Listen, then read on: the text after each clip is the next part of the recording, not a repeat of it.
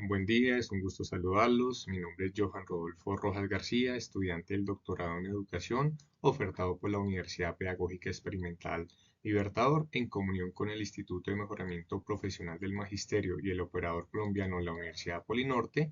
Pertenezco al grupo 20, cohorte 2025, y bajo la batuta del doctor Freddy Rodríguez y del doctor Jesús Medina, tengo el gusto de socializar y compartir con ustedes mi intención investigativa denominada de construcción del humor en la praxis pedagógica, una aproximación teórica desde la perspectiva de los actores de enseñanza-aprendizaje en el bachillerato del Colegio Ciudadela Educativa de OSA.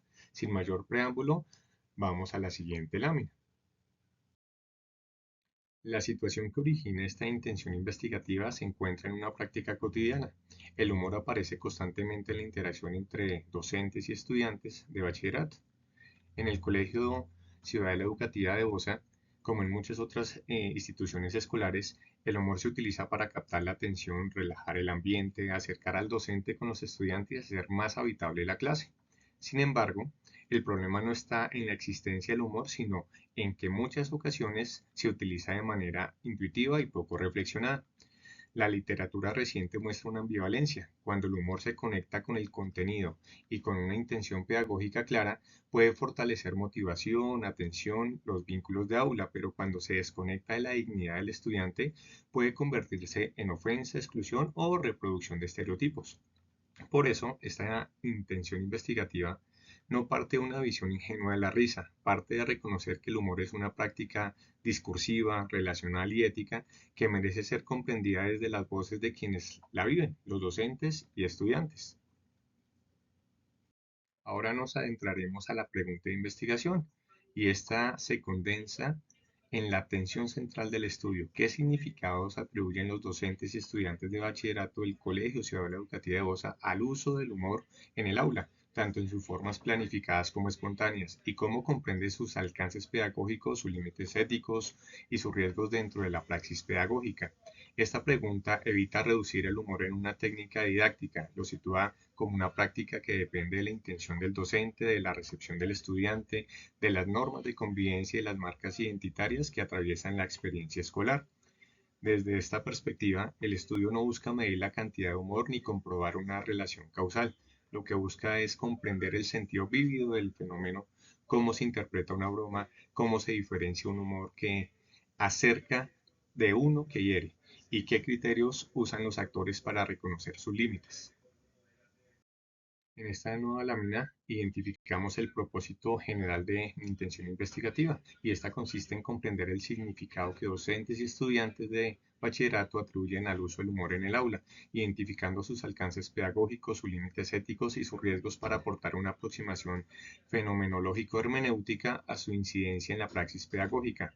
A partir de este propósito general se organizan tres propósitos específicos. El primero, buscar comprender las percepciones de docentes y estudiantes sobre la intencionalidad y el valor pedagógico del humor durante las clases. El segundo, se orienta a interpretar los significados vívidos del humor en la construcción de vínculos afectivos, confianza y experiencia pedagógica. El tercero, examina criterios éticos, identitarios y de riesgo que regulan el uso del humor en el aula. La justificación tiene una clave social y educativa. En una escuela que debe cuidar la inclusión y el reconocimiento, la forma de hablar, bromear o ironizar tiene efectos formativos. El estudio también tiene valor teórico porque aporta a un campo donde aún predominan enfoques que miden efectos generales y valor político institucional porque dialoga con la convivencia escolar y la protección de derechos. La propuesta se ubica en la línea de investigación estilos cognitivos y estrategias de aprendizaje que es ofertado por la UPEL en sus diferentes líneas de investigación. Proseguimos con los antecedentes y en este orden de ideas, en el marco referencial, nos permitimos ver cómo ha evolucionado el estudio del humor educativo. Wuhan, desde España, ayuda a comprender el humor como componente de ambientes escolares, resilientes y protectores.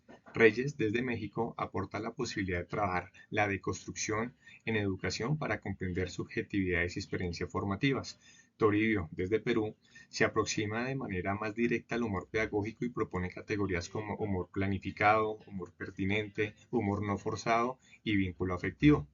Robinson y colaboradores revisan estudios sobre humor docente en adolescentes y muestran beneficios, pero también riesgos y vacíos, especialmente en investigación cualitativas. Eh, por otro lado, estudios recientes como los de Villaja y Ávila refuerzan que el humor relacionado con la clase puede fortalecer compromiso y vínculo, mientras que formas ofensivas o desconectadas pueden afectar la relación pedagógica. El aporte para mi proyecto es claro, no basta estudiar los efectos generales del humor, es necesario comprender sus significados, su recepción y sus condiciones éticas en un escenario concreto del bachillerato colombiano. Ahora bien, aumentemos nuestros lentes de visión para poder percibir este fenómeno. Empecemos con la base teórica indicando que esta no se ha organizado como una suma de autores aislados, sino como un sistema de lentes para interpretar el fenómeno. El primer lente es el humor pedagógico asociado con atención, motivación y aprendizaje. Aquí el punto central es que el humor tiene mayor valor cuando se articula con el propósito de la clase.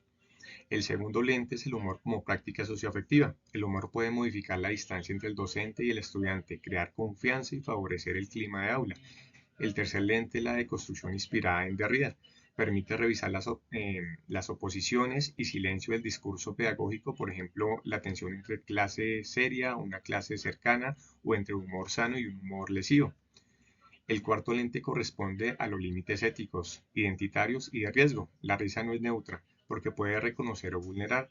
El quinto lente es la fenomenología hermenéutica que orienta la comprensión de la experiencia vivida y su interpretación. Finalmente, la base legal sitúa el problema en la educación integral, la protección de derechos y la convivencia escolar. La metodología de mi intención investigativa se enmarca en un diseño cualitativo porque el interés no es producir datos estadísticos, sino comprender significados. El paradigma es interpretativo, puesto que la realidad educativa se entiende como una construcción intersubjetiva, elaborada en la experiencia y en el lenguaje de los actores. El enfoque es fenomenológico hermenéutico, fenomenológico porque atiende la experiencia vivida del humor en el aula y hermenéutico porque esos significados deben interpretarse en relación con el contexto institucional, cultural y pedagógico. El modelo pentadimensional permite ordenar la investigación. La dimensión axiológica revisa los valores implicados en el humor. La dimensión ontológica define el humor como un fenómeno relacional y situado.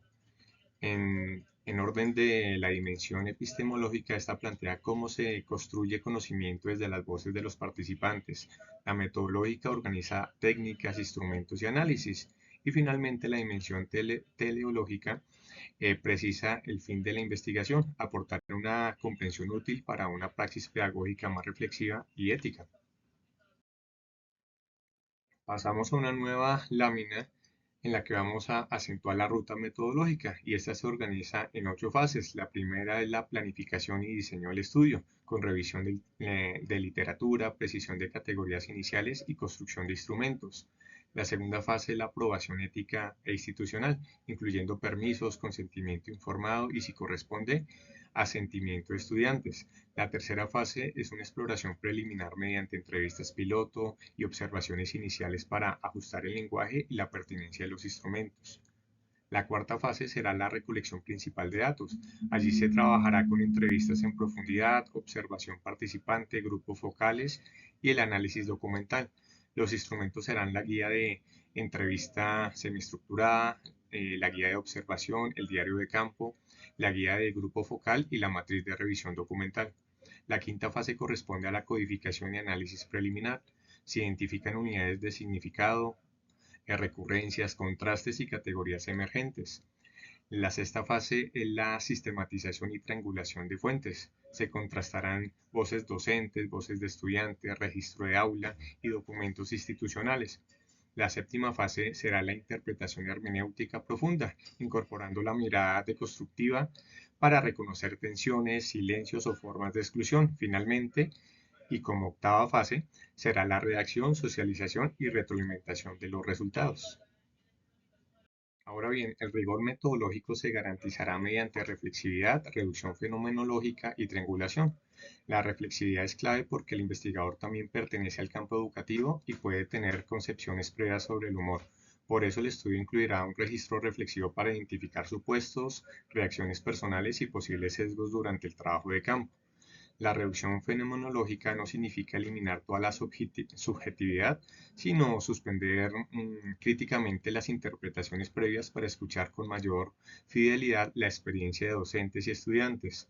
La credibilidad se fortalecerá contrastando entrevistas, observaciones, grupos focales y documentos institucionales. La confiabilidad a nivel cualitativo se apoyará en la organización sistemática de registros y en la claridad del proceso analítico. En términos éticos, se garantizará consentimiento informado, anonimato, protección de datos, voluntariedad y uso respetuoso de la información. El aporte esperado es comprender el humor no como un accesorio de la clase, sino como una práctica pedagógica discursiva, afectiva y ética.